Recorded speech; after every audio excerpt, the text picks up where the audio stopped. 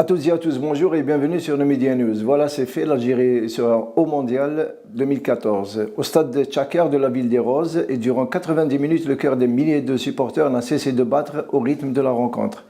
Au coup de sifflet final de l'arbitre sénégalais M. Badara Diatta, toute l'Algérie exulta. Les guerriers du désert viennent de valider leur billet pour le pays de la Samba.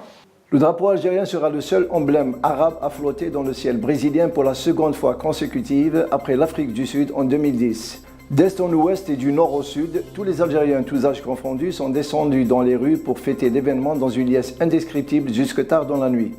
Les Fennecs ont prouvé encore une fois qu'ils sont capables de relever les défis pour faire honneur d'abord au pays du 1,5 million de martyrs, ensuite aux Arabes dans la plus prestigieuse compétition mondiale.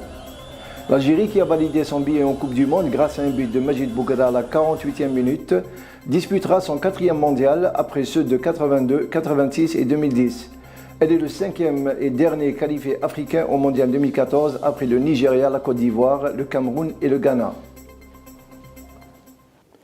L'armée syrienne a annoncé avoir pris le contrôle sur la région stratégique de Kara, située à Kaloman, au nord de la capitale syrienne Damas, selon l'agence officielle Sana. Des obus ont touché certains édifices religieux, entre autres la mosquée des Omeyyades à Damas.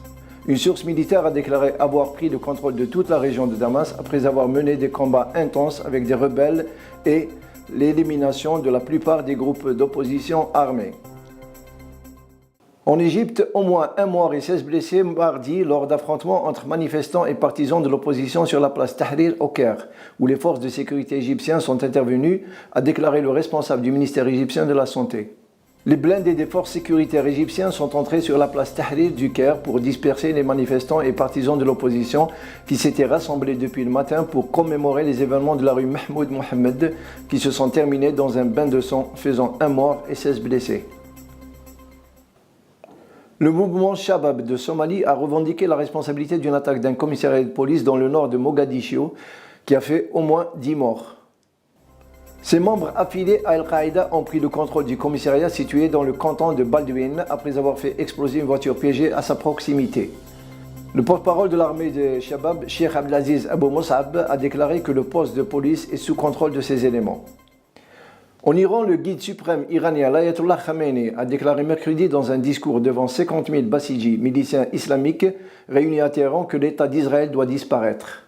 Dans son discours retransmis en direct par la télévision iranienne, Khamenei a déclaré que le régime sioniste veut imposer ses fondements par la force et que ce phénomène, la force, ne peut durer éternellement, soulignant que l'Iran ne reconnaîtra jamais l'existence de cet État nommé Israël et appelé à soutenir les mouvements armés contre l'État hébreu. Voilà, c'est la fin de notre édition. Merci de l'avoir suivi. Excellente journée à vous. Au revoir.